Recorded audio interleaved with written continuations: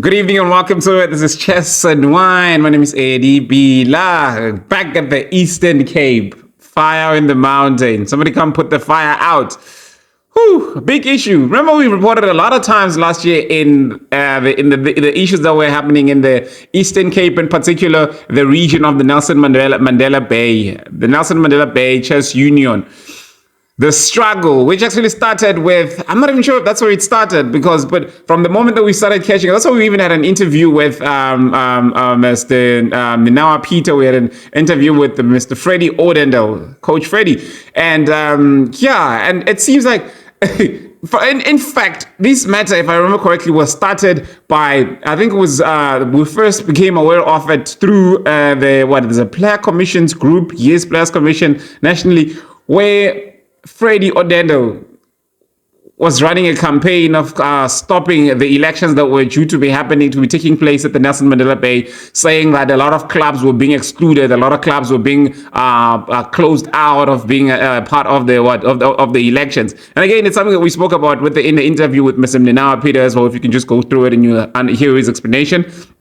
But the fight, I think it was something that was raised, and it even went as far as writing to FIDE, writing to the South African chess community, the executive board before it was even elected. I think the Chess Council of South Africa. It just became a big thing. And then Eastern Cape interim structure intervened, and they requested that the elections be halted until the matters is solved. Even constitutionally, I think even their constitution states that if there are disruptions or there are threats of disruptions, if there are conflicts, if there are some unresolved conflicts, elections cannot happen. Something like that. It's something that is there, right?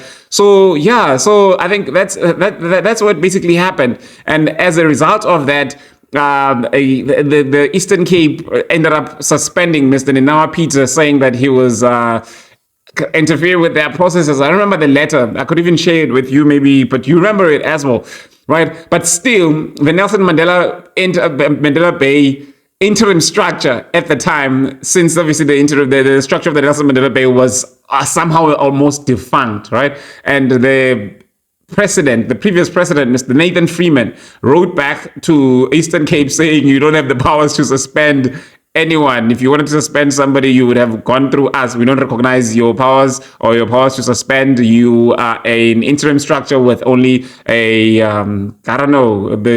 with only the responsibility, with only a limited agenda. Let me just say a limited mandate, which does not include obviously suspending people.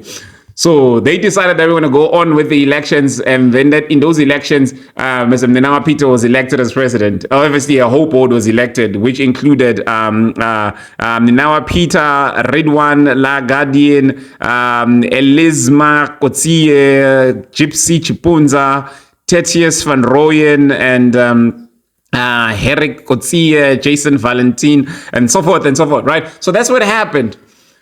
But then the Eastern Cape Chess did not recognize this executive committee, these elections, because they happened under the suspension, and they had stopped everything, saying that a lot of clubs were excluded, and obviously elections are supposed to be inclusive.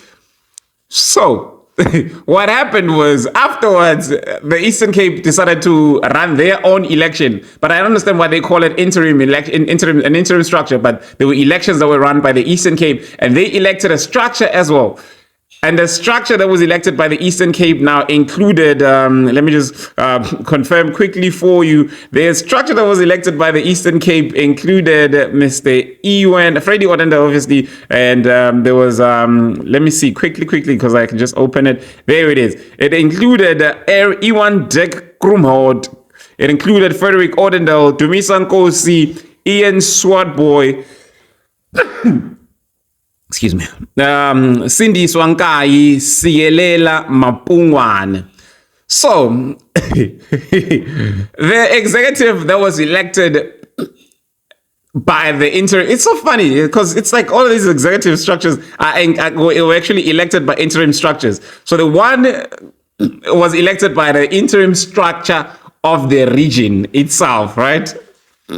Nelson Mandela Bay. So Nelson Mandela Bay's interim structure, which only had one president that was said to have been absent for years and only came to facilitate the elections, and a co-opted secretary, which was Nicole Peter. Only, I think there was only 2 people that were responsible for the running of those elections. So imagine there was those elections that were elected with the help of that interim structure of 2 people of Nelson Mandela Bay, and then the other structure which was elected by the interim structure of the Eastern Cape Chess, which apparently is the interim structure which was mandated to get all these regions in good standing by running and facilitating elections. So now it happens that one of the structure is calling the other structure a fraudulent structure. So these letters now started coming in. So I'm actually here because I wanted to just read these 2 letters because they seem to be studying a lot of big things. This should actually give direction to the current executive board to see what they should. It's so funny because they have one emblem, one logo, right? There's a logo of this elephant that they have. So with the one structure, the elephant is faced the other side. With the other structure, the elephant is faced the other side, which obviously means one structure is going the wrong direction. They can't be both going the right direction, or can they? So these are parallel structures currently in the Nelson Mandela Bay Chess Union.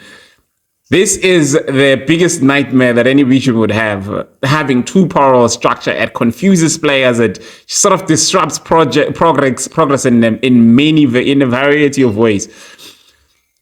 It's crazy. I mean, we remember as a nation it happened as well. We had 2 parallel structures, one led by Mr. Mahomula, one led by Mr. Du Toit.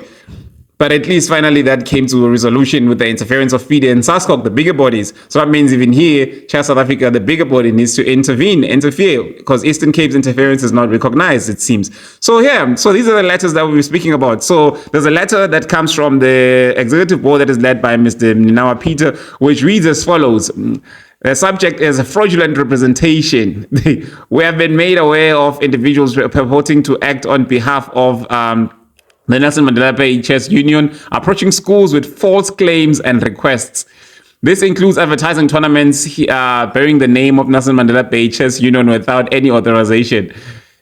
Take note that the bank account for Nelson Mandela Bay is as follows: it's a Standard Bank account. So please be advised that these individuals have no affiliation with our organizations, and such they have created an unconstitutional parallel structure with the intention to disorganize our beloved sport. We're currently seeking their legal advice to address this matter and considering opening a case with the police.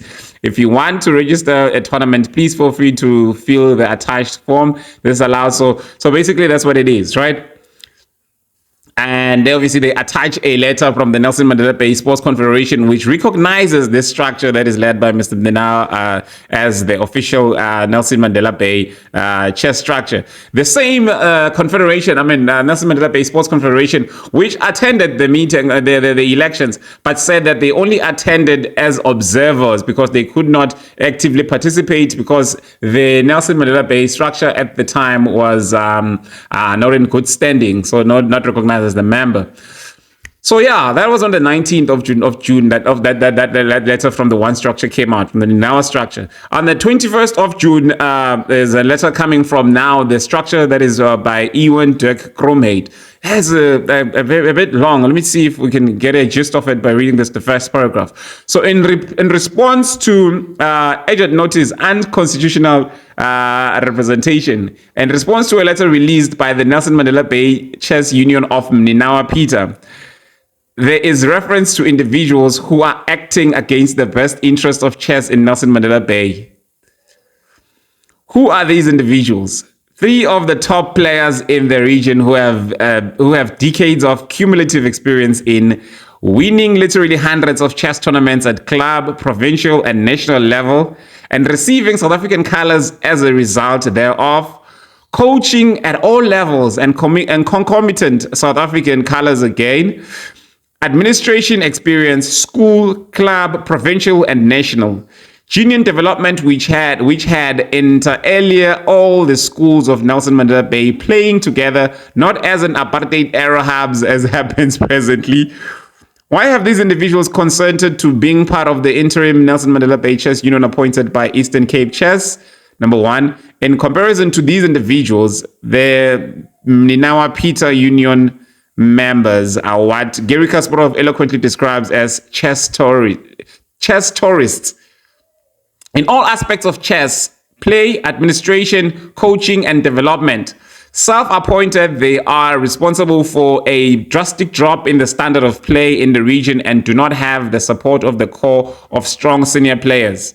The MP organization, they call it the MP, the Ninawa Peter organization, has no interest in senior or serious chess, releasing a preliminary calendar that did not include a single senior or classic time limit tournament. Instead, they concentrate on organizing an unnecessary proliferation of lucrative junior trials. Oh, okay, no, that's long. But yeah, let's just see legal. Legal advice has confirmed that the MP unions, Ninawa Peter Union's AGM was unconstitutional. This is a very big letter. This is a very long letter. But yeah, so basically, again, I see a comparison between the structure. So the one structure apparently is made up of what they call chess tourists, and the other structure is made up of what they call, the players, chess, members of the chess fraternity, the community. But anyway, so afterwards, they came in a communication from Freddie on WhatsApp. I think a WhatsApp text that came in from Freddie reading as follows. Listen to what it says. Okay, it says, "Hello colleagues, I am Freddie Odendel and I've been dedicated to chess in Nelson Mandela Bay for over 30 years. I've recently qualified as a feeder lecturer and I'm eager to promote and develop chess in the Eastern Cape. My passion for development and growth in chess is well known, and I've just returned from the African Youth Championships at Kopanong Hotel. Unfortunately, Mr. Peter has made harmful claims that the structure I'm serving on is fake. This is not only misleading, but also harmful to the chess community. One of my students even approached me confused and hurt, saying, 'Coach, they're saying you are fake.' This broke my heart. I'm sorry for laughing. This broke my heart, as I've always prioritized the well-being and development of my students. The feeder lecture course emphasize safeguarding a crucial aspect of sport, and I'm committed to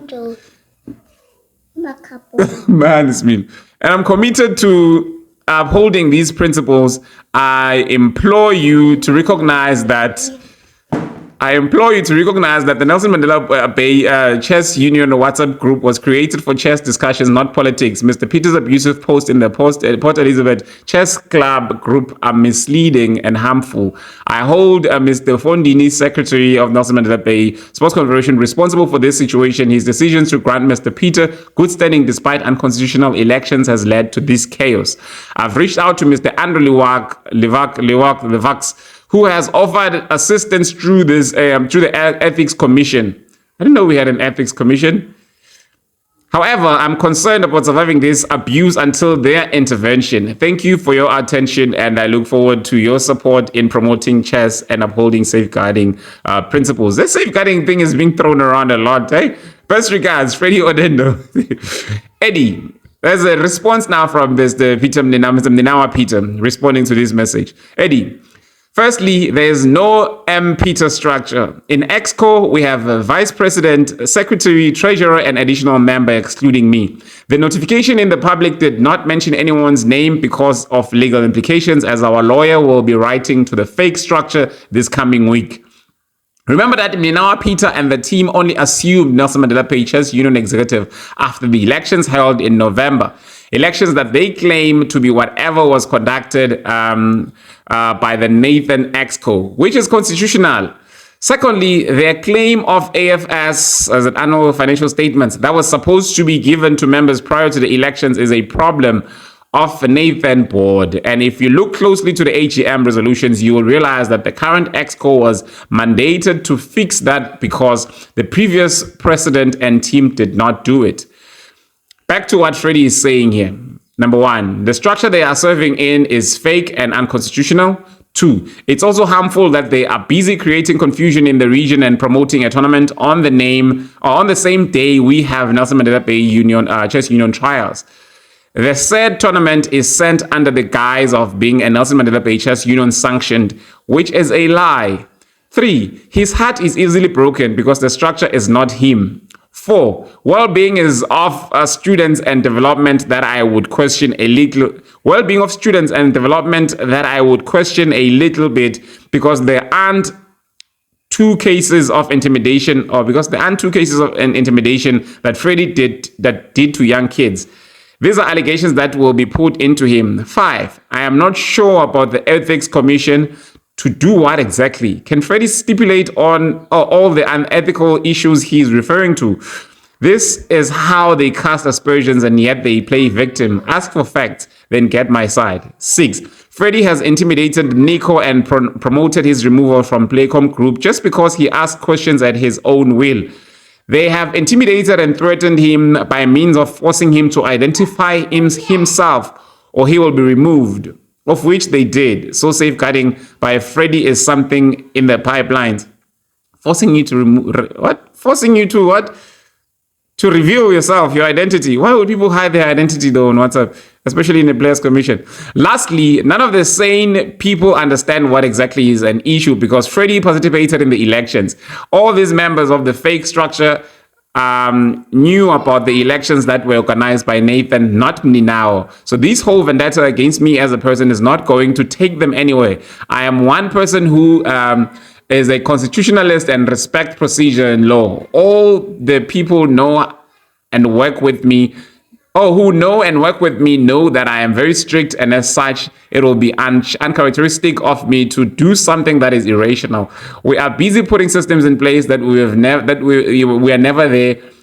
That were never there at Nelson Mandela Bay, and we going to make it a well-oiled machine that will survive many years to come. Everyone is going to follow the process and discipline of being part of an organization. We are not going to be turned into a banana structure. The latest claims from these guys is that we don't promote senior chess, yet the same Freddie did not raise his hand for adult chess but wanted junior. They accuse us, yet they are not raising their hands on the right places. I assure you that we are going nowhere and we are going to finish what we have started as this great team. For the first time, all positions are filled and 2 directors for development and youth filled. Now, you want to mess this? That's crazy. So that's Mr. Mlinawa responding. Then he also added to say that he must break down for you what was unconstitutional throughout the elections that he did participate in, or that he participated in. If he talks about financial reports that were not sent to members prior to the date, that does not on its own make elections unconstitutional. The meeting received feedback from the president's report. No election stopped because the AFS has not been supplied by the previous board. I am interested in new information now. So basically, it's up to you to decide which structure is the fake one, which structure is the proper structure. And there definitely needs to be an intervention by the leaders that be. So that's just an update on what's currently happening in the Eastern Cape. And again, before it gets worse, I think it needs to be stopped. Somebody needs to come in. So yeah, that's it from now. I think we're going to be coming back on this issue more and more with more updates as more information comes forward. Good evening.